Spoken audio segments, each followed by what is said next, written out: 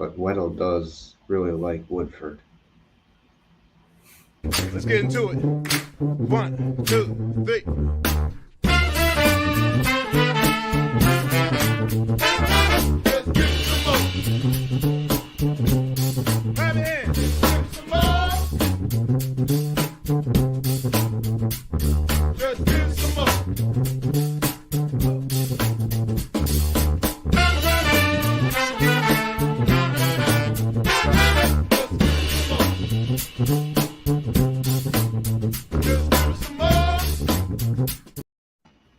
Why, hello, and welcome to My Whiskey Den, your favorite public access whiskey review show where craft whiskey is king. We are happy to have everyone here with us this evening and everyone in the chat. But before we go any further, Mike, do you want to tell our lovely fans about the Bar Cart Co-op that we're a part of? I do. Buckle up. This is going to be a big one. And remember, to get yourselves a bar cart at home. Everyone needs something to wheel their whiskey around on. Just think about it. Think how much easier it would be if you had your own cart. Or just do I did it, put your shelving on wheels so you could push the whole thing around. I don't even think that's safe. Oh, it's totally not safe. It is 100% not safe. All right. So the Bar Cart Co-op is a collection of friends who create content for the whiskey and other distilled spirits public. Bar Cart Co-op YouTube and Facebook pages have information about upcoming and past special shows, which happen about every quarter, from blind tastings to distiller panels to discussion of special collaborations and the usage of unique grains. Bar Cart Co-op has educational and fun episodes for your enjoyment, including, but not limited to, this coming Wednesday. This will be a live show hosted by Alan Bishop and Kevin Rose with Mr. Steve Beam. Super nice fella, talking about the story of the experimental rye from Limestone Branch. And there might be one or two of the hosts that are going to say, where's it at? But that was the experimental, the rye, single barrel ryes that they would have in the 375s. Talk about a steal. So anyway, moving on from that, the oldest show in the Bar Cart Co-op quiver is Distillers Talk. New episodes come at the end of every work week. It's a conversation with people from distilleries and distillery adjacent, getting into the weeds with their interviews. And if you didn't think Distillers Talk was nerdy enough, this is the one where Alan Bishop answers your questions, any questions about distilling. He puts them to the test. And that is grains, mash bills, equipment, and methodology. New episodes come out randomly, so subscribe and buckle up. Bourbon Turntable, home of the silkiest voice on the internet, Andrew. They mix the love of music with the love of whiskey. There have been musicians, writers, distillery folks, several two-part episodes put out for everybody's enjoyment. It releases every Wednesday on all of your platforms, including YouTube. I don't know what they have coming up this week, but I'm sure it will pop up if Mr. Bourbon Turntable joins in on the show. And finally, but not at the end of the rope here, or are you at the end of your rope? We have one piece at a time. No, not one piece at a time. Distilling Institute. Oh, I just blew the whole thing. If you have ghosts, you have everything, which is a show about the spirits and paranormal among us, as well as the unexplained. Subscribe to this one on Spotify, and the last 2 seasons are already in the bag. There's been some really good stuff there about haunted distilleries, people that work at distilleries, nothing to do with distilleries. And I think that they've got one, I think it either just came out or is coming out with Mr. Jerry Dalton, who, for those who haven't heard, Jerry Dalton finally is going to get into the Kentucky Bourbon Hall of Fame, which I know some people like Steve Akeley is really big about pushing him, getting him in there. And he's the most vocal that I've heard. I'm sure that there are many others as well. But Mr. Jerry Dalton, who is the only non-Beam to be a master distiller for Jim Beam, and did some interesting things like distill with rice. That thing got put away. And then anyway, so it's a lot of good stuff. So that is the Bar Cart Co-op in a nutshell. And you're muted, Pat. And I didn't do it. No, I did it. There was a Monopoly game going on, so there's a dispute over rent for a second there. And yeah, if you can see, we're Mitch is having a little connectivity issues at the moment. Oh, well, we're gonna try to get him back on here. He's trying again. He's We're going to trying. make up. If he doesn't get on here, we are going to make up Mitch's dialogue. Oh yes, as we go, we'll do like half of these, and then we'll have Mitch back on for like a real show. But we'll go through them as well. Mhm. So, but what do we all have here, anyways? Because I know we know the list. I have some. Looks like Maker's Mark, a little Yep. trial run of this little And- white. Oh, And spoiler alert, I am a fan of Maker's Mark. I'm not. I've got you can see my row of bottles there. There's another row behind him over there. Ambassador bottles with people's names on it. I'm looking on the other side here. I've got a 3-foot tall Maker's Mark bottle. So yeah, I like it. I am an ambassador for life, twice over, as was my wife. So yeah. Well, I was gonna. So we're obviously doing those. Oh, I see John's in the chat. Good to see you, John. Congratulations to him. I saw he won a blind battle recently. Oh, really? Yeah, I forgot what channel it was on, but it was a blind battle. It looked like he had came out on top. So congratulations to you. Very cool. Because those could be dangerous. Yep. So, all right. So we have the Maker's Mark White Dog. I'm going to see if we can pull him in here. It still doesn't look like it's working out quite right, but We're trying. we're trying. I'm going to put you back there. If you click through, Mitch, we will bring you back up and in to it. So we got that. We have the standard Maker's Mark. And then we also have the Maker's Mark 46. But he didn't stop there. Mitch shared some of his favorite distillery with us, Woodford Reserve. I was going to say a little Woodford, and I think it's the double oaked Woodford. And this one as well, too. Obviously, they get a little oomph in the flavor profile with that one. And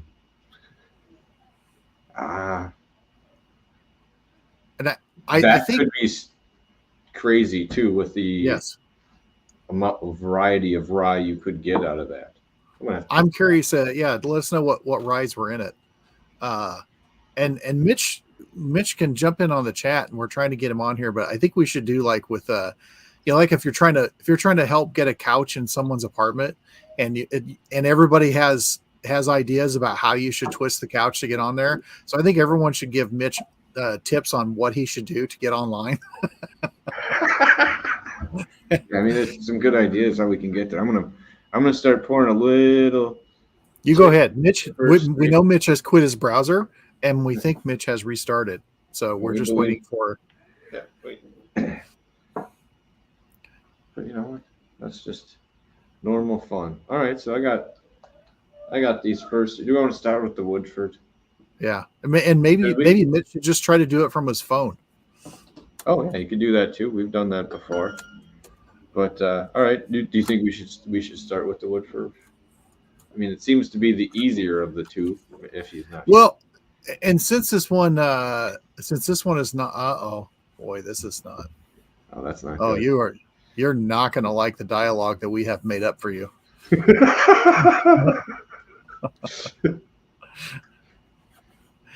Start with Maker's. All right, fine. Okay, we can start with Maker's Mark. Maker's Mark is not. I am a fan. I will say it's not my favorite. I do like it. It's solid. I think it's a lot better than what some people would give it credit for. I've seen Maker's Mark do very well in blinds. I really like Maker's Cast Strength. It's also a very beautiful campus. The Dale Chihuly art is really awesome. It's just really cool, really nice people. And the ambassador program, free to you, but also it's pretty cool. Christmas gift. See a Christmas gift doesn't necessarily mean that it's a great Christmas gift, but it doesn't matter. It's the thought that counts. But it is pretty cool. You had to go there and do your bottles and stuff like that. So we did do that. But I have only ever had the Maker's White when doing the tour. Me too. And I went with my wife and my very first bourbon buddy Joe, who was in the military. We went there, and his wife Christy was pregnant, and Sherry didn't care for it, so we got to double down on everything we were doing that day. So, but I was a little flush by the Yeah. end of the tasting, but I had a good time. So yeah, that's Oh, definitely. yeah. When I went and did it, first time I went there with my wife because she didn't really drink whiskey. She didn't really drink, so I got the double up, and it was all fine. Okay, Oh yeah, let's John's go got over Proof and this. Wood. Okay, so the Polish rye. So Proof and Wood, I know that they pick up their stuff, and I'm wondering if it wasn't the I would Kazuba assume or what. the I would think Suba so. brothers. I would think How so. many Polish rye places are there? Whistle Pig finished with they were. Oh, okay. Ooh, Well, that's interesting. ooh. Found North PX. Okay. I like that they went to the Irish rye. powers. I like that Ooh, they and brought Dad's that in. hat. Really, I like that they brought Uh, in the Irish one for a little yeah. twist on the flavor, probably a little more butter on it, I would think. I'd like to try that. I've had Dad's hat. I like that Dad's hat. That's a nice. That's a nice whiskey. Actually, they all sound good. The last two. Okay, well that's fair. Okay, and Fair enough. Shannon's got her barrel coming up. Ooh, very cool. Good for you. Do it. It's fun. It's a fun thing. All right. All right. Mitch is trying to use his phone. All right, that's fine. I'm gonna go in on this white dog because to see if it reminds me of Okay. what I do. Because no, because in this, Okay. because whenever you're in the like, I think doing the tour for me, there's so much hot wax that gets like enveloped in me. Because you know what's in the room when you're there and people are doing it. I don't have that smell on this, but it does in my mind. A little bit of that is associated with it from when I went there. You know, power of suggestion and all. So, oh, oh, you're doing all the typing. Good deal. I'm doing some typing. That's why it looks Yes. like I'm dancing in my chair, but I'm really just typing. He's antsy. He's antsy. I figured I'd do a I'm disclaimer gonna to put him put back. up Wait, on the wait. screen and to have in the chat. So they wonder why we're yapping. Also, I didn't pour Starting to that much sip. out of these bottles, so No. if we wanted to get back to these, we always could. Well, I figure we can, but like we said, if we can't get Mitch in here, we'll speak for him. Oh yeah, yeah, we are. So, Oh, just right as Lord. we said that, right as we said. Wait, hold on. There he is. Hey, buddy. Oh my gosh. What's going on? I am so sorry. Don't be. You're looking good. Hello, so sorry. I'm Mike. I should change my name.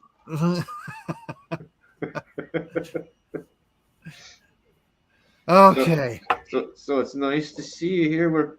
I'm just starting to sniff on this little white dog. You know what? I'm gonna give Mitch power. I'm gonna go in the lower corner, the bottom. And everybody is so excited you're here because they Yeah, did you get up not come here to listen to us.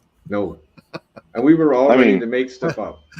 I want to hear what stupid I'm not gonna stuff lie. Mike says tonight. I watched y'all for however long before we joined, so like, right, whatever. So interestingly, tried 2 computers, unhooked my laptop, tried it upstairs, wired as well as unwired, tried my phone and it didn't work. So on Wi-Fi, and now this is me using just 4G, hopefully. Well, you look pretty good for it. Just saying. Well, thank Compared to you. other people, you look good. Hey, Donald, good to see you in the chat Yeah. too. I'm not gonna lie, I can't read anything That's fair. because it is You're big tiny and on a phone. however far away. We'll read for you. Yes, Thank you. as neither of us read what Donald said. I cannot verify the accuracy of what we're going to read out loud, but Oh, that's fair. All right, okay. now I'm So gonna pour a little more. we've got Maker's White. Yeah, that's where you wanted Right. us to start. So Maker's White Dog, right? It used to be a distillery only thing. I'm pretty sure it's sold in a couple other places now. It's very hard to think distillery only, but I mean, this is effectively their white dog, right? So it's corn, wheat, barley, complete and utter, lack of wood influence. So kind of like how we did last time, this is kind of the baseline. What the grain is sans any wood influence. So, what do y'all get?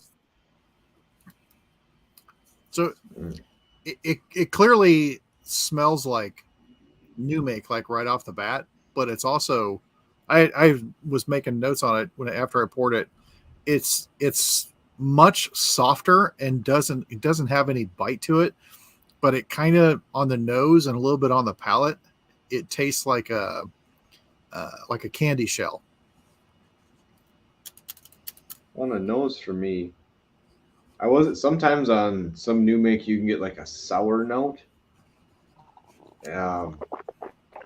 It's not quite in there. For me, it's just like on a very, very light part on the back end. But it's like a dusty popcorn almost. Well, we'll see what happens. We can still talk about what Mitch would think we'd say.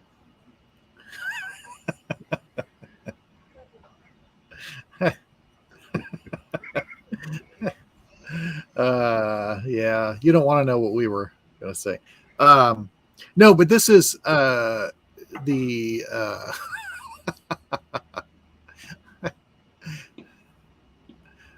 he's back. He's moving. I'm sorry. That's I'm so sorry. Don't be.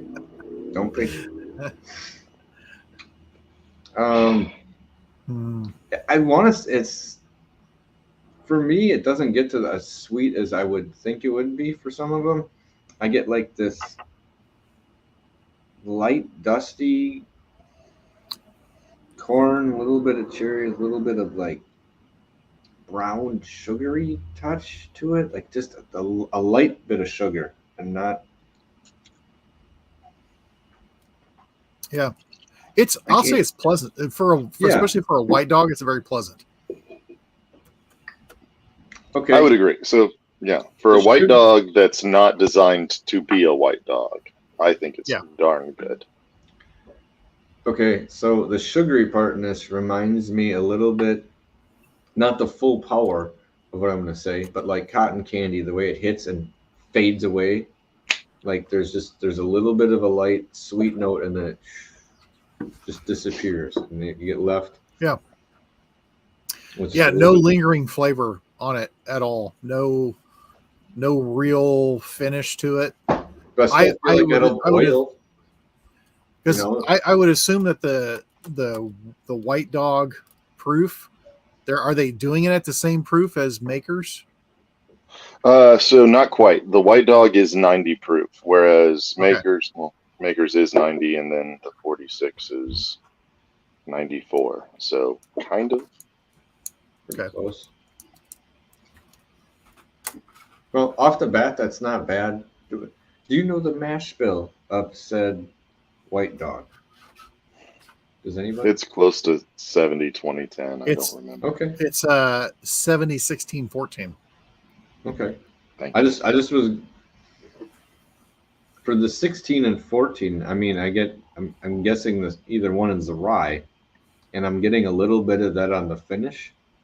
I mean, maybe it's a little bit of the burn, but I feel I'm getting a little bit of that on the finish of it. But nothing's as overwhelming as what I would have thought. Like Mike said, very kind of pleasant, kind of light. Not overwhelming in any manner in all of its tastes. Yeah. So, right, they talk a lot about soft red winter wheat. And they really throw in that soft term a lot because of how soft it makes the whiskey, which is hilariously great marketing because realistically, all the difference between soft and hard is quite literally how soft or hard the wheat is. And if you're going to be milling a god-awful lot of wheat, you want soft wheat. And it also, has to do with how much carbohydrates you have in it versus like protein, aka gluten. So if you're, trying to make a cake versus a bourbon, you want soft red winter wheat versus, like a hard white wheat. Yeah. Well, you mentioned that the marketing thing, and that's one thing. Makers has always had good marketing, and not forever.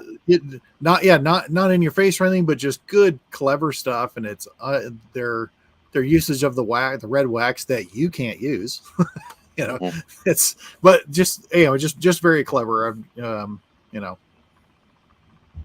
a fan. I'll say it. Completely agree. I mean, they're not Maker's Mark for no reason, right? Yeah. And but normal Maker's Mark makes a damn fine Manhattan.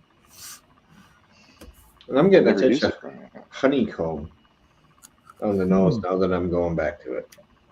But the comb itself, not really like honey, but the actual comb part of it. I think I'm just looking for that light, airy note. This almost smells like a wine when you're going into it. Like I've had other white dogs that are very aggressive. This is extremely friendly for the points that it has on it.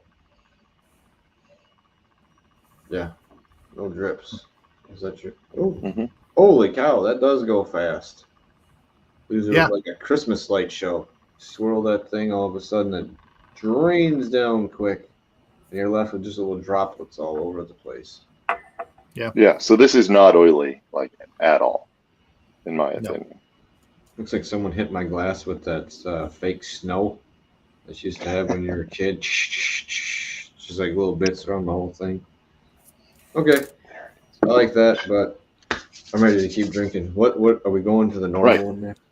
So yeah, we're just going to the normal one now, so you can kind of see the difference that the wood will give to this, which Maker's Mark is kind of the polar opposite of MB Roland in kind of the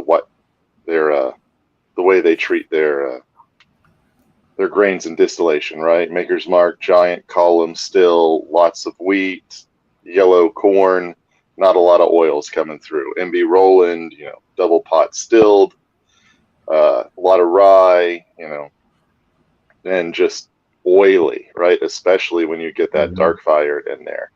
So this is what wood does to effectively alcohol and water, right? Because there's not a lot of those oils, those phenols, or anything like that can do some really fun and interesting things in the barrel. This is just wood affecting water and alcohol. Well, it kind of cleans up a little bit of the mustiness for me. But then this one definitely is a little more, comparing to last week or the last time we did this, much more wood forward in the flavors. I mean, in the nose right now. Like I can smell it on the outside edges of my nostrils. Okay. Yeah. I'm curious while we're sniffing this stuff, what out of all the Makers ones, where do people rank the Makers expressions? Oh, that's a good question for the chat. Normal, cast strength 46, private selection picks, the other picks, cast strength 46. I'm just curious what other people think. Honeycomb. I can answer my personal preference. Well, hell yeah, man. Drop them in there. So I wasn't a huge fan of Makers until they did the 46 and then the private select and like the cask strength version of those. To me, regular Maker's Mark is either like a little too much cherry or sometimes a little too much tannin for my personal palate. And then when they released the cask strength, it was very dusty, like either on the nose or the palate. I don't remember which one, but I just remember thinking like, that's very dusty. Like I like it a little more, but weird. And then the 46 came out and I was like, I like this. Yeah, I think, well, like you said, for me it was the original makers. Every now and, like you said, every now and then you got that almost Luden's cough drop cherry. That was a little much Mm-hmm. hidden in there for me. But I'm not, not that I wouldn't take it. It's one of those things when you're at a wedding, you have this, this, and this, and you're like, well, I'm happy with the Maker's Mark. But it's, very better than Bullet for me in one of those instances. There's a lot of things I would have, I would be far less happy with at a big event. But no, so like you said, the original for me, that one kind of is a little hit or miss. But once you bump it up to the 46, and like John was saying, the cast strength version of that, I think you get a more well-rounded version of what they can do. Is a good way to put that. Sorry, Mike, didn't mean to cut you off. You didn't cut me off. I didn't say anything. Oh, well, I was trying to bring you in. I'm just listening. Just say back to you, Mike.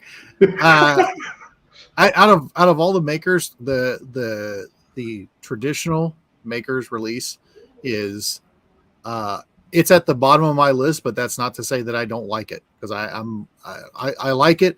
If you go someplace and that's what they got, I'm like, I am totally cool drinking that. Like I said, it makes a fine Manhattan, because of that, the little bit of cherry, and I get a little chocolate on it. Not spicy like I do off the 46. I like regular makers. I like 46. The Maker's cast strength that I have had, I really liked it because it was like, oh, okay, you intensified this, and I liked that dryness that it got on there, just because it did bring more flavor with it. But then when I had the 40, like the 46 cast strength, and then those private selects are like, to me, Yeah. they're all laying across here. And then now recently, and I don't know if it's going to stick around or not, but I dig the Maker's 101, and Maker's 101 makes an even better Manhattan right out of the box than The original. yeah. And again, I don't know if it's gonna, because everything says, oh, limited, or it's only gonna be around so long. But I dig the Maker's 101. Maker's one. Let me clarify that with the Manhattan.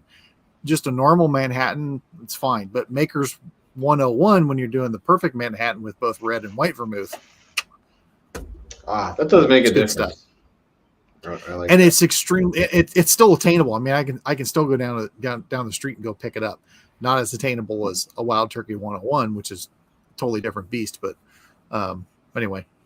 Okay. So yeah, I mean, I'm digging this. It's like this is, it's like comfort food. It's like, yeah, I'm good here.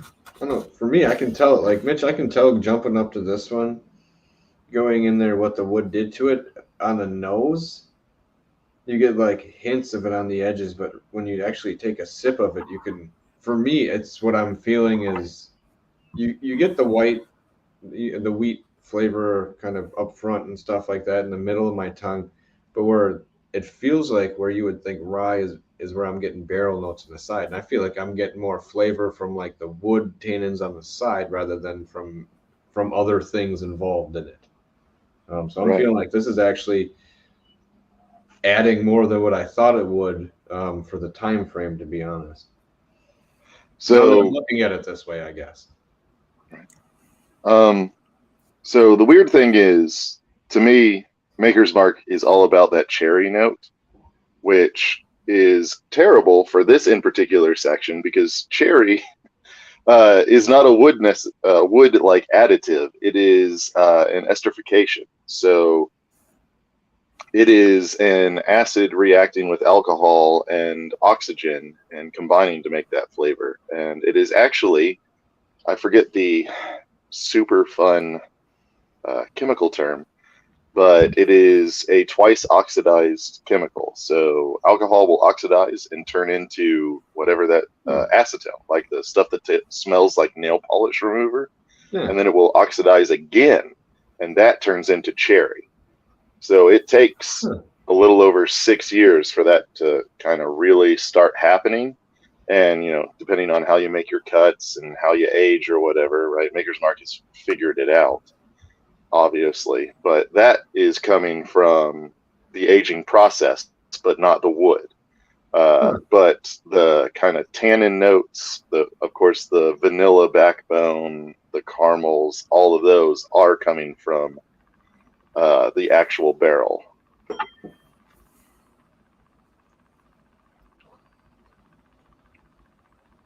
Yeah. For me, it's you're getting a little bit of the grain flavor, but then almost a third of the way in is where you can start to feel a little bit of the heat, a little bit of the wood on the tongue, builds up and kind of comes out to the sides. Right now, for me, it's staying more in the middle. Here's a question. Am I sucking some oiliness out of it? Sorry, go ahead. Spencer's asking, does old nail polish remover smell like cherries eventually? No. Two reasons. One, it's pure like acetone or whatever it is, and there's not a acid in there for it to combine with to actually extrify. And two, you would need much more oxygen circulation than it would take. Than you would get for having a closed container, and if you left it open, it would evaporate before you actually got it, even if there was an acid in there. No letdown. No, I'm just kidding. Not that I would. Oh yeah.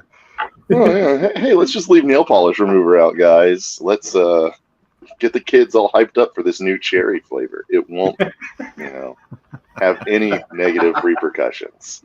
For people that like to chew their nails and they want flavor. Yeah. It's like scratch and sniff. Yeah. Okay. So, yeah, it's light tingle, light burn that I wasn't getting before.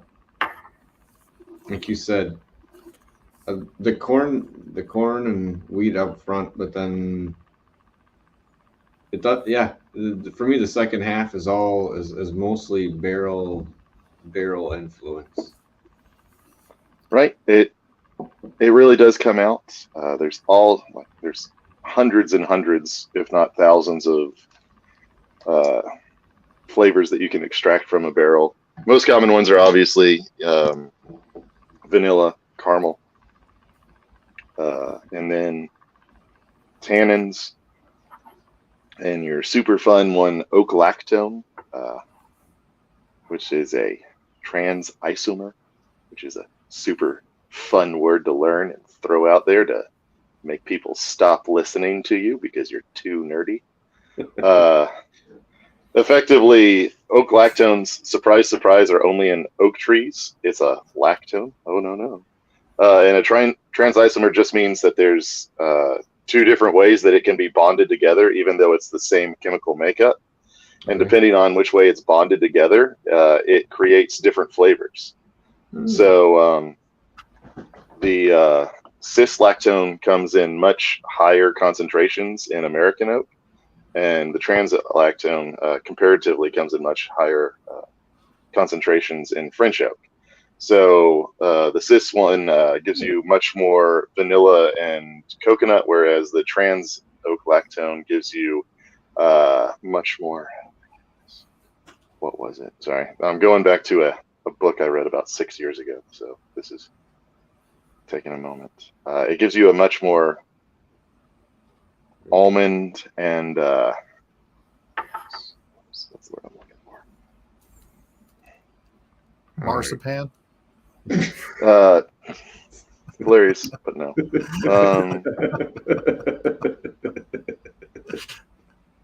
Almond and it's not pepper, but it is a like a spicy baking spice that I cannot remember. No, I was gonna say when you think of French oak barrels, you do get a little, you do have a different feel off them. So. Oh yeah. So completely. Vastly different oak than American oak. Yeah, and I poured some more of the maker so it can go nose back and forth because I haven't gone back and forth with 46 and traditional makers in a long time. All right. Well, I'm going into the 46 right now, so I can get in my nose. And that's the thing. And you know what's funny is because I had people that could not drink 46 because of the spice.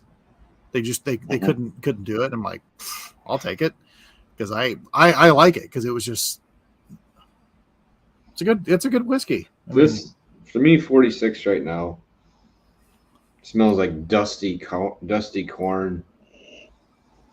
Like, I don't want to say the floor of a barn, but like almost like a silo. It's a lot drier. It's a lot drier than what I was thinking. To me, it's like if you put spices on oak and then you toasted it, and with a s'more on top of it and a cherry on top of the s'more. Kind of like doing cedar pine poetic grilling, and delicious. but you're doing it on a piece of French oak. Well, that's your fat guy tasting note for the night. Now everybody go out and go. No, I have to like hunt all these out. Like I have s'mores over there. I'm trying to remember everything you said, but I don't know if I'm gonna. I've got barrel staves. I just got to get some s'more fixins. I've still got a few back from my days as a cooper. They make amazing firewood. They do make good firewood, and also if you clean them up a little bit, they can be kind of nice for smoking things too. Well, that's what I was gonna say. I'm like, what if you were in a fancy restaurants might heat up the used stave, put one side of the graham cracker on it with s'mores, and then flip it over to the other side to melt and kind of heat up each side. Just saying. Ooh. See, that's a $20 s'more in some cities. There's probably a s'more bar somewhere. There is. Because I'm going to assume that Mitch is with me on this one. There is a deviled egg restaurant in Omaha, Nebraska. Yep. Oh, man, I was getting my phone to start looking that up. It's all deviled eggs. It's right. My girlfriend right by said she wanted to house. go somewhere for the weekend. So hey, wonder how much it costs right to fly out to Omaha. And they're like, it's kind of expensive for deviled eggs. I'm like, yeah, but are you going to make deviled eggs like that? No, you are not. Oh, maybe one of them, but you're not going to get like the variety pack. You can, it's like two of everything. I'm down Okay, with that. so the 46, much more impactful flavors laying over.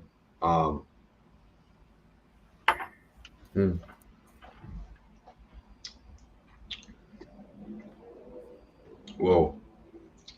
It's like caramel molasses, almost a little bit more of like a molassesy note that it turns into on the second half with the sugars.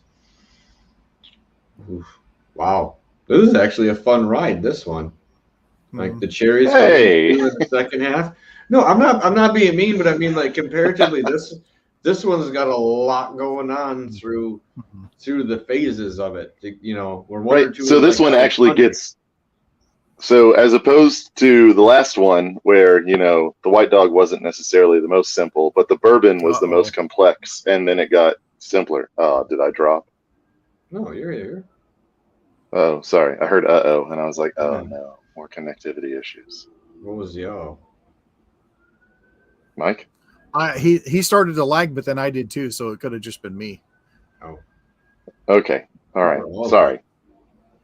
So the last one was filtering, right? So it was removing flavors. So hopefully the bourbon was the most complex, and then it kind of got simpler as it went along. This one's adding flavors, so it should start simple and then get more complex and more interesting as we go.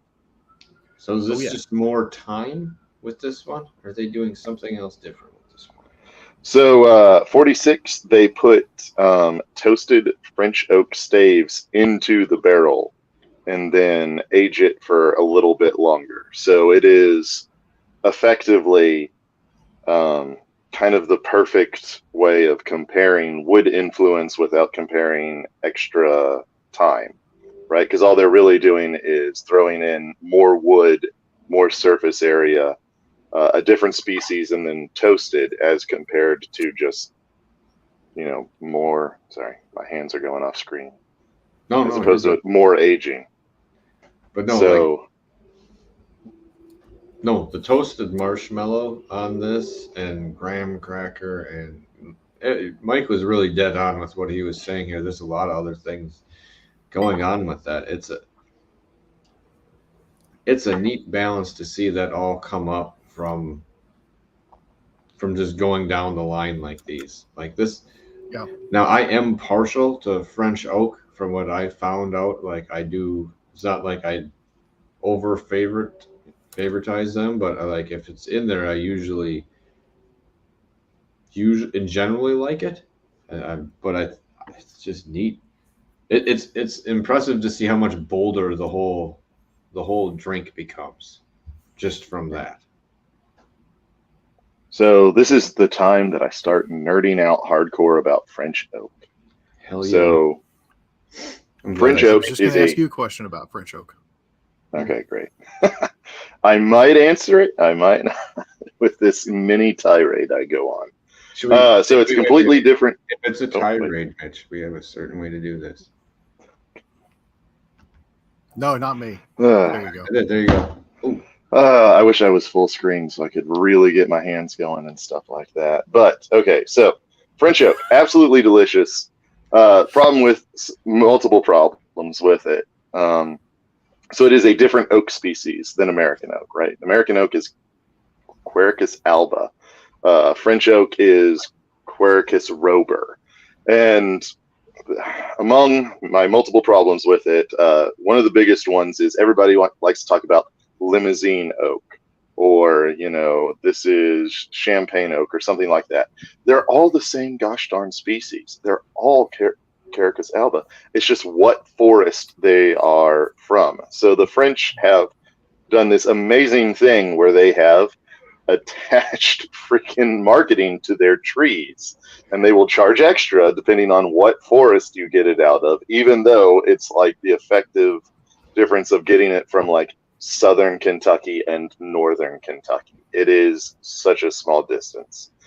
The second thing is they don't have as many tyloses, and they have much more medullary rays in them, which effectively means they leak like crazy. So staves are quarter sawn, which is a really fancy way of saying they take the tree and they literally saw it in a quarter, into quarters, right? They split it in half, and then they split it in half again, and then they take that quarter pie kind of shape, and they just take one what will be a stave off of one side, flip it, take a stave off the other, and then that, and then like that, and then like that. And that's their way of trying to keep the wood grains going, effectively perpendicular to the board, right? Because if you have cut, sorry. No, I just said, I got where you were going. Don't stop, Mitch. Don't stop.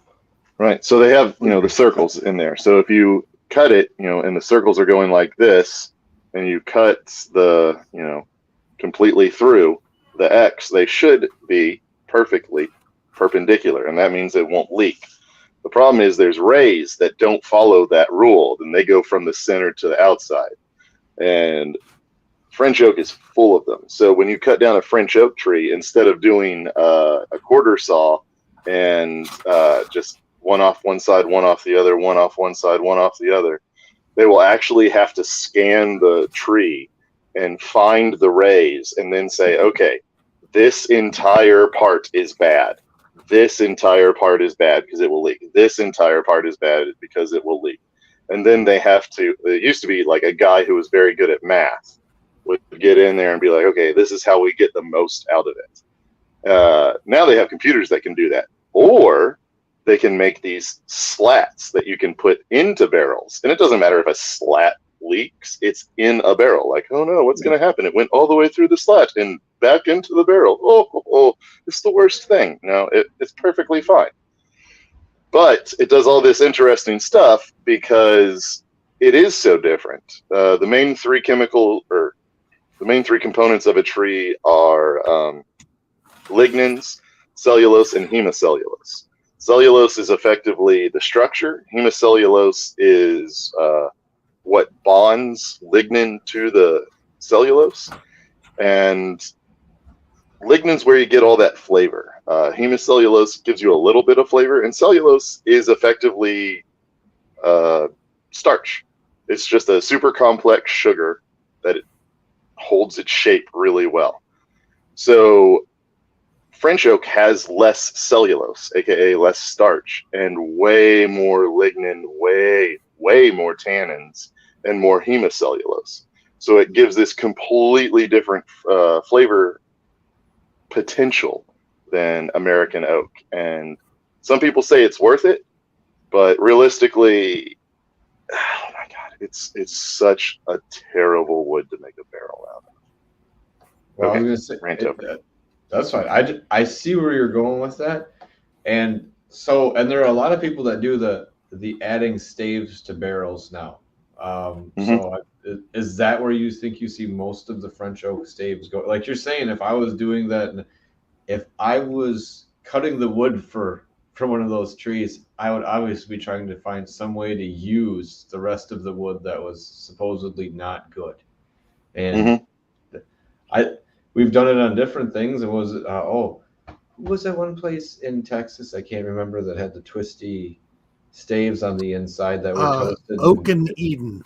Oak and Eden, and I like their stuff. I think it only affects it for however long, but I thought it was the neat twist on some of the stuff they have like that. So we did it with JTS Brown a long time ago. We added one of the staves out of an Oak and Eden to that, and oddly enough, you'd be surprised how much that little bit changes or adds a little complexity. Fun experiments. So Mitch, are we going to talk about your one of your favorite distilleries there? Woodford? Yeah. You done with makers already? Mm-hmm. Is Pat being facetious, or is it actually one of your favorites? He's being facetious, right? They laid me off effectively, so you're not supposed to like the people that lay you off. All right. Well, I'm going to just dump this down the drain here. Just give me a second. All that extra bottles on the bottom shelf is Yes. all going down there. Oh, Shannon wants to talk toast. You want toast, right? Toast. Yes. Because toast brings out so much more excitement for me. Right. So the fancy way of saying that. Oh, sorry. No. Go ahead. So the fancy way of saying toast is just it's heat assisted breakdown, right? So whenever you yard age staves, kind of like how Gary was talking about last week, water goes in there, it pulls out the tannins, but also mushrooms and mold and stuff grows on there, and it starts to break down the bonds between the cellulose, the hemicellulose, and the lignin. And then also within those compounds, it starts to break those down. So instead of lignin, which if you look at the little fancy chemistry diagram, looks like, a tree branch that's split a whole bunch of times. It'll start breaking down into, these little snippets of new flavors. And heat will break those bonds. And there are different heats that break down different bonds. So you can get certain flavors by toasting at certain temperatures. So the most common one is 420. Haha, blaze it. And it pulls out vanilla. If you go higher, you'll start pulling out What flavor caramel. was it? I laughed, Mitch. I'm sorry. What flavor did you say? It's vanilla, right? Okay. Everybody loves vanilla. It's a very common toast profile, and I couldn't know why I would know that. But if you go higher, you'll pull out a little more kind of toast notes. You can go almond, and then you kind of get burnt. If you go lower, you can pull out coconut. You can pull out kind of nutty or different nutty than almond, fruity, all these very interesting flavor notes. The problem is, so after you break that bond, if you go too far, you break the bond again. So if you toast at a high temperature, you destroy all the lower temperature flavors, at least at that point, right? But as you go deeper into the barrel, the heat didn't reach it. So those flavors exist just deeper into the barrel. So you have to age longer if you want to get those flavors. Or you can do fancy things like hold it at a lower temperature for a very long time and then, toast at a very high temperature for a very short amount of time. So that way you only have a kind of a thin wall of that, flavor, and then you hit the next one pretty quickly. Independent Stave does an absolutely amazing job of coming up with flavor profiles for their staves, and effectively what they're doing is they're controlling the temperature for a very set amount of time, so they know how far into the stave that temperature is going, and then how much further it will gradually drop off to get those interesting flavors. So they'll start at a certain temperature, hold it there, go to a slightly higher probably temperature, hold it there for much less of the time, and it can just be very fun. So that just sounds exciting, because then it also sounds a little bit like what Buzzard Roost does a little bit to some of their barrels, probably. So I think they do partner some of with the flavors. Yeah, they do, They and they are doing some unique things similar to that to hit what they want. And I just think it's neat that people have gone that in depth to, like you're saying, like we know to go this far for this long now, and in 4 years, this should happen as a flavor profile by the breakdown, or in 6 years, this is most likely what's going to happen.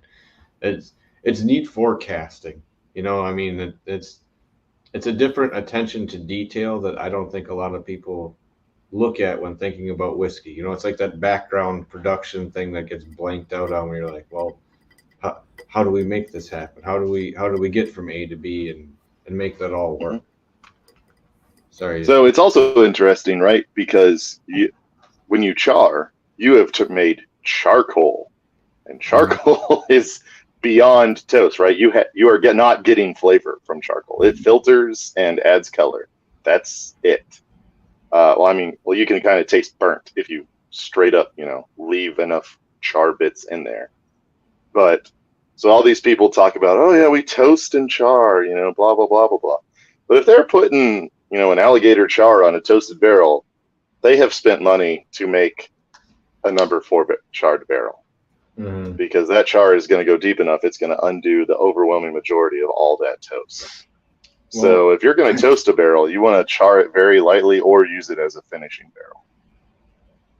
Well, I've heard of other places doing kind of every other stave being I was going to say different ones, rather than adding them in, being like one's more of a charred one, one's more of a toasted, as an experimental series at the moment.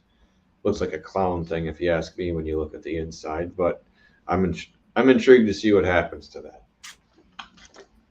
That's right. Well, Oak Cross from Compass Box, right? They would break down different barrels and then alternate staves to age their Scotch in it.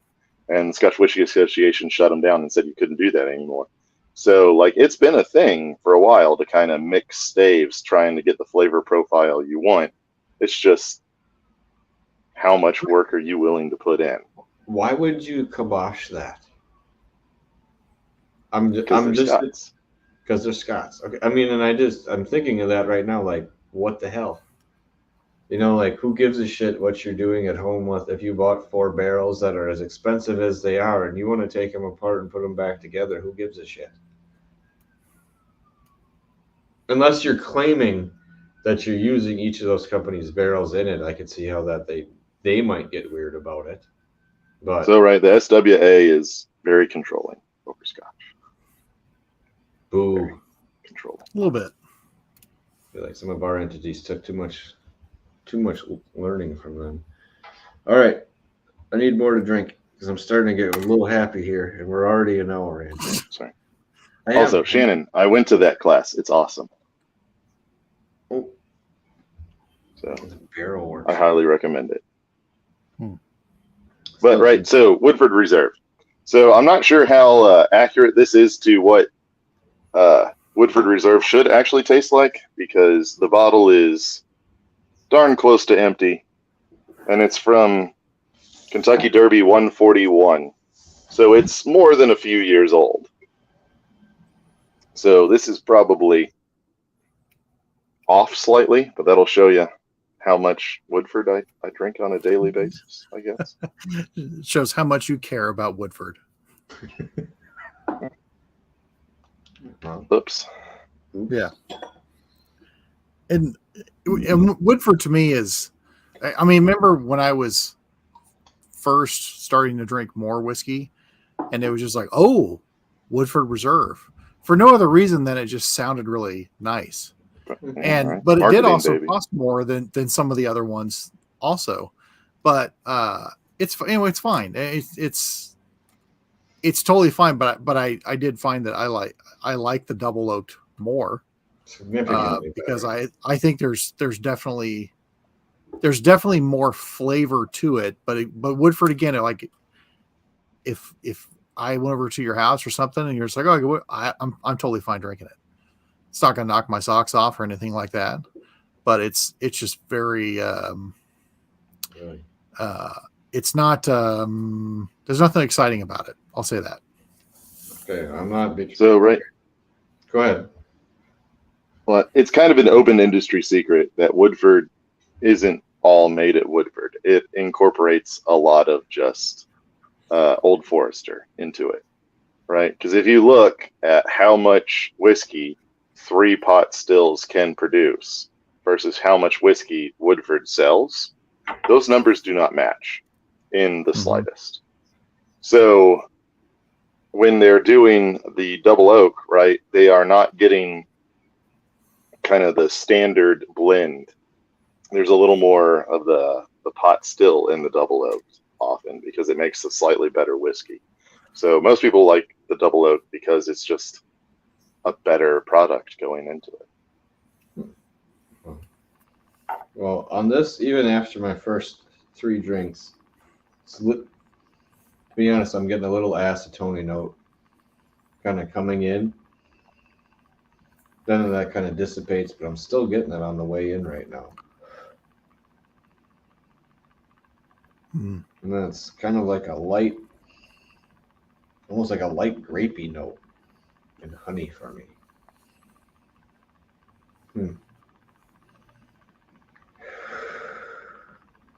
Right. For me, it's light brown sugar is the number one note that I get out of Woodford. I get the brown sugar in there too. All right, hold on here. If Woodford's Reserve is partly Old Forester, then why don't you like Woodford's Reserve? Well, because it's only partly. Yep. You got to go full Forester. Yeah, you got to go full Forester. Never go partial Forester. All right, here, but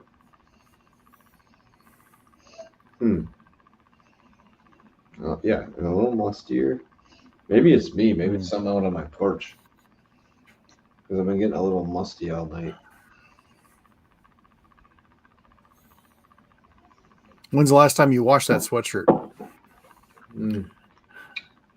Yesterday. Okay. Ooh. But did you sleep in? No, okay. I'm done. No, I didn't. Did But you as a use fair question- Tide Musty Pods? Aren't you supposed to eat those? But not before whiskey. Not before. That's right. Yeah, that's true. It does. Don't want to ruin your palate. Ruins your palate. For those who don't know, Yeah. That's why you don't eat Tide Pads. It ruins your palate. Peated Tide Pods.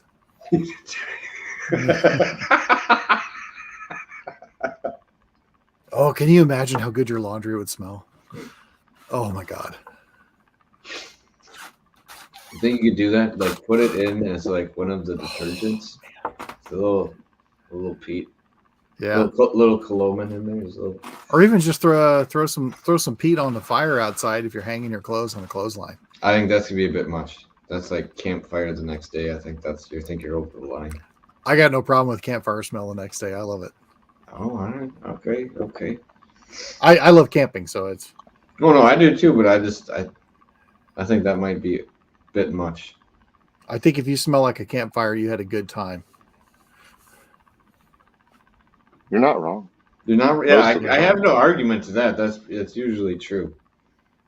And if you smell like BO and sweat, then you did not spend enough good time around the campfire. That's true. It's the older Woodford and the fine ware. Oh, So, right, cherry comes from all that oxidization. So it takes time. So the very fine, very rare is like includes some 17-year-old stuff, I want to say, which absolutely gives it time for it to turn into cherry. And then that almond extract is just, it is probably the first flavor that comes after char that isn't terrible on the heat scale. So if they heavily charred the barrels or lightly charred the barrels, you're what? it Likely should come through, but it just depends on. So How you can blend it. I ask your reasoning for including the Woodford in with this tasting? Was it no relationship whatsoever to anything Maker's Mark? It's just another baseline with double oak to see what the extra wood influence was, correct? Basically, yeah. So I kind of looked at what I sent y'all, and I was like, man, there are some weird esoteric things in here that nobody's going to be able to get. Let's do one that's a little more accessible. And then I wanted one, or right, the easiest way to show wood influence as compared to like White Dog to, first fill bourbon is bourbon to finished bourbon. But no real relation to Maker's Mark. Okay. I didn't know if you were going to have some kind of inside secret on Woodford Reserve. I mean, I have some. Like, what do you want to know? No, I mean like something about Woodford and Makers or something like that. Like Woodford collapsed their still and Makers sent over one of their old ones to remake it or something. No, Bullet imploded their still though when they first opened. I thought Woodford collapsed theirs too. I don't know about Woodford. Wouldn't surprise me. Did you hear about the warehouse collapse? But right, Old Forester. No, Old Forester had. About that? When did that I don't know. Not recently, I don't think, or when it happened. But Old Forester. So they had. So the thing about Old Forester, they got real lucky. They lost one of their fermenters, and of course, they're huge, right? They're monstrous, over probably 100,000 gallons. And it just fell over one day because they were elevated. They were on effectively 4 I-beams as legs. And enough of them just gave way that only one I-beam was holding it up until it couldn't. And it just fell over. And so after that happened, I was speaking to Connor O'Driscoll at Heaven Hill, and it sounds douchey and name droppy, but that's kind of how I know it's real, because he used to work at Old Forester, or Fort Brown Format, so he had some contacts still there, and he said, yeah, after that happened, they were like, oh my god, we don't think we've ever taken a good hard look at these legs to make sure that they're okay, outside of just being like, the rivets are there and the legs are there. I guess we're good to go. So they actually hired people to, go underground because that's where it had happened, right? Like over the years, water had just gotten and rusted away the I-beams where they met the concrete. And they found 2 or 3 more where at least 2 of the legs had rusted completely through and it was being held up by the other 2 legs. And it was just wonderfully happy coincidence that they were opposite each other. So the fermenter was effectively balancing on 2 of the other legs that were catty corner. And he was like, yeah, it could have been a lot worse. All those things you don't think about sometimes when you're doing stuff. I'm just Yeah, saying that right. there's a lot to be put into an overall weight. I'm surprised that there's not more little incidents like that where it's like, well, we planned for this to be in here, not at full capacity with all that. You know what I mean? Like there could be effects. Well, my favorite one. So, well, instead of a Woodford secret, we'll do a Heaven Hill secret. Their drains are uphill in a lot of the places. What the fuck? Because what happens was they hire someone to come in and make the place, and they're like, okay, we'll make a level floor, and then they make the level floor, and then they hire someone to put in the drains. So they come through and they drill the trough to put the drains and then the pipes in, and then they lay the grate along it, and it'll be just a little proud. So they'll just take some extra, some concrete and just smooth that out. So it's like that much higher than the surrounding area, but water doesn't work that way. So there's constantly puddles everywhere. You don't have the jumping water at Evan Hill? Yeah. not quite. We got the good fire water though. Every 4 slats, you can knock out like one of the little things to drain in. It's just one of those things where the people who did it, and it's everyone. It's every single building, right? Like it's not just the newest one. Yeah, we went with the wrong people. It's like when they built this place, and it's DSPKY1. They did this, and every time they expanded ever since, everybody's like, no, the drains go up, right? And it's just like, That's our secret. That's the secret. I get that standing water smell. It's a secret to our flavor. It's one of those things, right? That's when I think when y'all had Dancing Goat on, like the first time years ago, and they were talking, and they put in like brick houses, and guys came in and they didn't have to like demo a bunch of work before, and were really surprised. I was really surprised because I was like, wait a minute, y'all got guys who like knew water went downhill? Like this is not necessarily common knowledge here in Kentucky. Yeah. Sorry. No, I did think it was funny because they did offer the construction people here jobs. Like the people from there, like we'll hire them full time.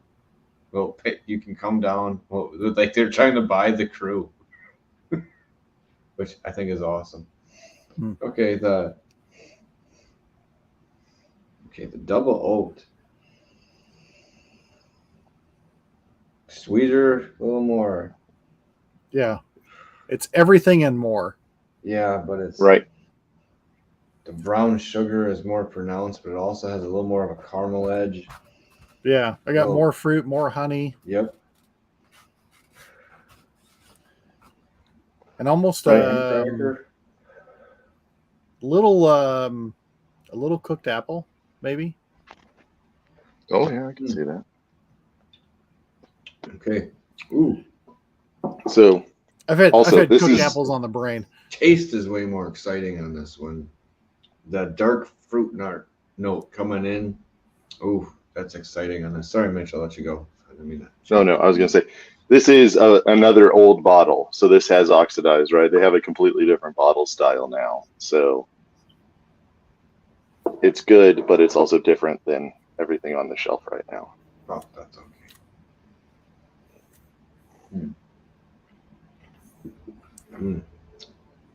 Yeah, because this is darker. Cola, yeah, rich too. It's almost like a molasses cola cookie that has, how you have like that fruit preserve in the middle of some of the cookies. I'm going like a black, like a thumbprint cookie. Yeah, like a blackberry, little fruit preserve in the middle of it.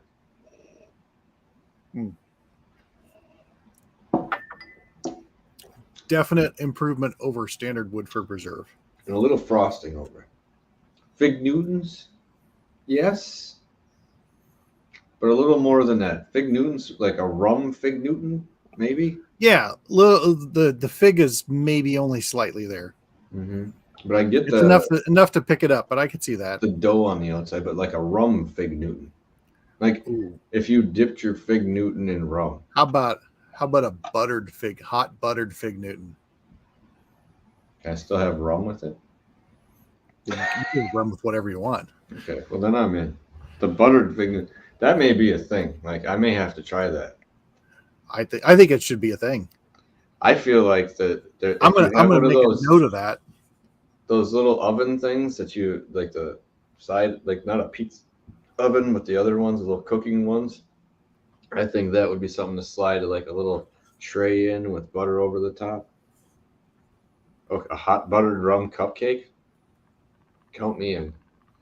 I will take the recipe for that because I will attempt that. And did we? We last time we talked, we had rum. We talked rum, Mike. Did we have? We had Havana Club. We were talking about how much it actually would work good for cooking. It does. In fact, that bottle of Havana Club has been used almost 100% for cooking in place of vanilla, and we are almost out of that bottle now. I have the 7-year, which is not as much of a vanilla bomb, but whenever I'm baking or my daughter's baking and we have to have vanilla, we use that Havana Club rum every single time.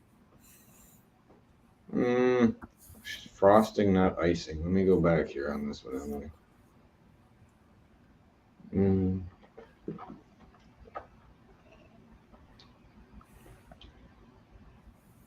I think icing, but I guess you get like a light frosting. I don't know. I'm not as big into frosting. I think I like icing better. For me on that one. That's fair. Then again, there is 2 types of frosting, right? Or maybe more. There's buttercream and whip. I don't know. I don't remember all of them. So we should do a show that's nothing but frostings. Wow. We'll have to get Paul on with severe acid reflux. Screw you, man. But Mike, we can talk to Paul. The candy pairing episode was rough. Like that will have me worshiping the porcelain throne for quite some time. Makes it sound like you still haven't recovered yet, so I'm a little concerned.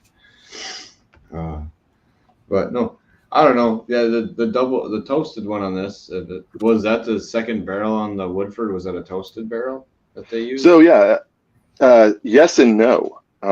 So normally what Woodford does is they do a char 3 light toast on all of their barrels.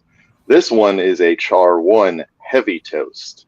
So it's toasted for twice as long and charred for like, oh my gosh, I think a quarter of the time. So that way that char layer isn't taking away any of the toast or as little of the toast as you can. And you can still call it a bourbon, not a distilled spirit specialty, because it is touched only a brand new charred oak container every time. Okay. I like that. Okay. So you gotta work around that bullshit. But no, all right, between these, the 5 we've had this evening, which one's the favorite? And I think you started a mix already, Mike, didn't you? Oh, I got the blend going, yeah. Hold on here. I'm gonna start that. Mine's double oak, even though they kind of let me go, right? I was gonna say, so far I think that was the one that had the most kick to me, and I think the Maker's 46 still had a little dustiness. Yeah, I agree. Yeah, the double oak by just a slight edge. Well, I think it was a little bit more than that for me, but ooh, weird. A little acetone, I thought, but then that gives way to like grape honey. Yeah, did you put the white dog in there also? Oh yeah. Okay. I did. Like mine's been sitting honey, for over an hour and 30 minutes. Cherry. Whole bunch of fruit on this. Yeah. It almost smells like a brandy. It's got a nice nose to it. It's got a really nice nose to it. Yeah, way more brandy-ish, really, on the nose of So if you can play along at home, do it. Mm-hmm. Hmm. Mine's very heavy on the corn, like very heavy. I get that really almost sugary sweet, but you get a little bit of the oof. It's almost like buttered Son of a corn bitch. with cotton candy swirled around the outside. Okay, I am not pandering when I say this. I Yeah. speak the truth here. Shannon, if you are listening, Yes. the flavor on this reminds me of that good ass corn at Bourbon on the Banks. And I'm not making that up. I'm surprised how much of the corn comes through on this, but it is a buttery, caramely corn. Mm-hmm. It just, I wish it had more spice and a lot more of a finish on it. But because the thing that In there, it's in the blend with somewhere. some bourbons for me are very musty corn forward, and some of them more the other where it's just like, God, this is just it's just so corn forward. But this is a lot of corn, but it is buttery, caramely, sweet corn. This is Shannon. This is the blend of all five: Maker's White, Maker's Mark, Maker's 46, Woodford, and Woodford Double Oak. And I think the white dog plays a big factor in this. Just my thought on that, because I get what you. It does. Right. So, other takeaway: blending is an art. Right. Oh yeah. Because sometimes the whole is better than the sum of its parts. Yeah. Yeah, like you said, it's like sweet, buttery popcorn, and with like a little bit of, it's almost like a flavor glaze of fruit. It's fucked up. This is neat. The last two I had are really fun. I would, yeah. And it still has the buttery caramely finish on it, but it just kind of sits there. Now I've had 5 whiskeys ahead of this, but it doesn't.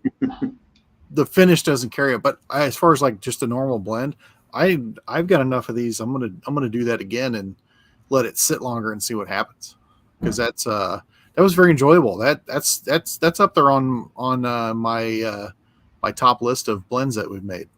That's a good one. Like it's one I would recreate. You know what I mean?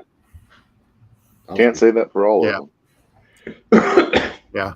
Actually, how is that not a name of a special release? Damn good. Yeah. Tater sticker. But between a couple places we know, there has to be one of them that can let us do a damn good corn. With like butter all over somebody's face and running down their arm and everything, just like at Bourbon on the Banks.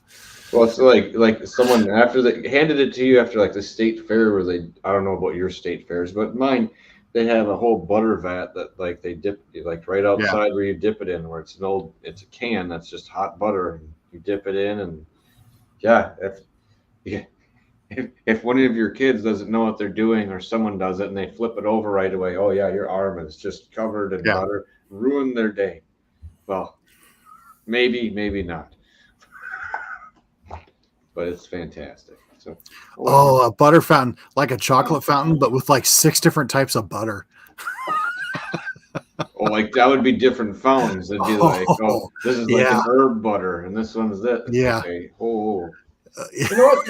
I think there could be a real corn. Someone needs a big party or to get married or something like that, and then we're gonna recommend. And that was me too. It was like the butter ran down my arm, stained my shirt like crazy, just from the butter fat. It took a little bit of work to get it out of the shirt, but you couldn't avoid it. It's like you're just eating it and it just runs right down. It was beautiful. No regrets. I love it. Anyway, all right. Yeah, I was gonna say. Oh, now 120. Mitch, this was good. I enjoyed this quite a bit. I like the step of where things went, especially with how the toasted oak and the French oak kind of added their different flavors to what was already happening. I like how those really built on what, I don't want to say the American oak was lacking, but just in the wood you could really build the flavor profile off of wood if you wanted to, I think. You really can, right? So, in general, American oak sweeter, French oak spicier in a like spice cabinet sense. So if you don't like spicy, don't get French oak. If you don't like sweet, get French oak, right? So, kind of words to try and buy, I guess. Very, very cool. All right. Well, I'm going to grab something here to cheers out on because. Wait. Yeah. Yeah. Let's mention our stuff again here too. Let's let me spin up here. We got something going on in the next couple days, or at least Kevin does. Yes. Go check out Stephen Beam. And Stephen Beam's got an awesome mustache. If you haven't known, he's one of these people. Fantastic mustache. He's got a beautiful mustache. It is. It's fantastic. And you can feel free to tell him I said that. And hey, those people got to keep it. You know what I mean? It's a rarity. But yes, go check out on the 28th the story of experimental rye, which is really neat. And I'm wondering, are they going to be coming out with the rye is coming? I guess these are all answers questions that'll be answered then. So I don't want to bring them up too early, but. Yes, is where can we get it once you've figured out the ones that they want to go with? Because they were doing a lot of different experimental series before they got bought out. So we need to see where this is going afterwards. So it's a neat step after that, in my mind. And those were a steal. Oh yes. Oh yeah. 375s for $25, and they were delicious. Mm-hmm. That's how I you have know 2 or 3 of them still. Sharing it with you, where it's like, yeah, we got this. And it was just an experiment, so we're happy just to have everyone try it and see what you think. You know, that's just fantastic. So don't forget to stop in there and check that out. So, all right, everybody, it's coming to that time of the evening where we're gonna wait. The sticker is.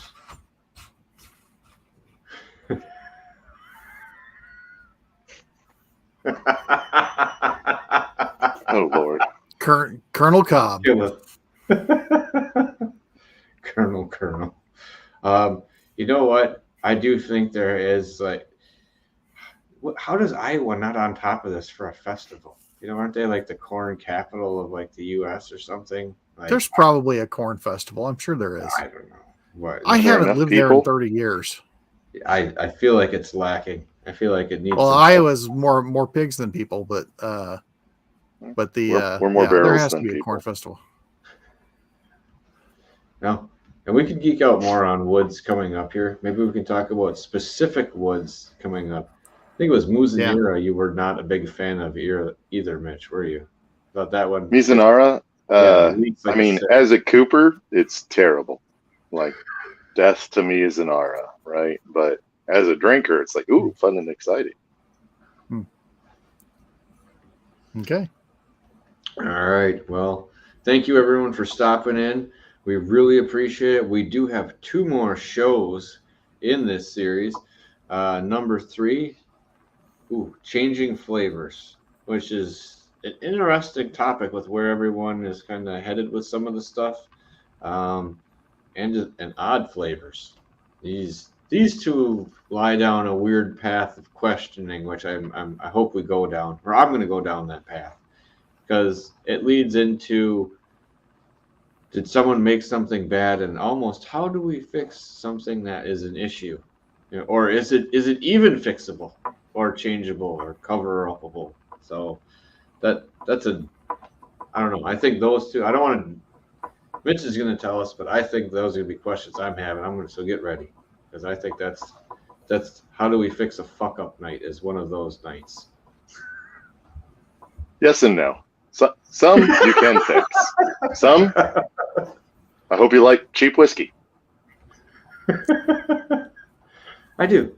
I really, really Yeah, do. there you go. Well, that's when you do things like get a little oak spiral or something like that, Yeah. and then you put that on there. And just see what happens, and you're like, whatever it is, it's really not. Some that helps. There are some that does nothing, and You it's get kind of impressive. We can get a bottle of Boone's and see if that spiral does something. Not Boone's County, but the homegrown. Yeah. Yeah, the thing y'all made me chug gave me heartburn for like 2.5 Speaking of which- days. Yeah, We had a thing going for a while where we would take a pull off of a bottle Oh, at yeah. the end of the show. I think we should do that. All No, right, I'm I'll kidding. go back to Let's it. not do that. What? No, Why not? I'm not doing it. Why not? Well, yeah, I took a big swallow, and y'all were like, "Oh, such a pansy," and I was like, Have you seen how big my mouth is? Like that's like 2.5 shots." And y'all were like, Go "No, on, you no." pansy. You can do more. Get in there. All right. Well, you don't want to end on a bottle pull? I will though. Get in there nice and deep like. Like, Bold deep. I'll tell you what I boy, did that get so many people upset back in the day? Wow, that was so much anger about that. I've got an old Ezra that I put into a jug that had a little oak waves thing that my kids got me, and I thought, I'll see what happens. So I'll take a hit. It's been a while since I'm cheersing out on the blend because I want to end on something pleasant. All right. Well, remember, it's not the size of the den that matters; it's the love. Ski. Cheers, everyone. Cheers.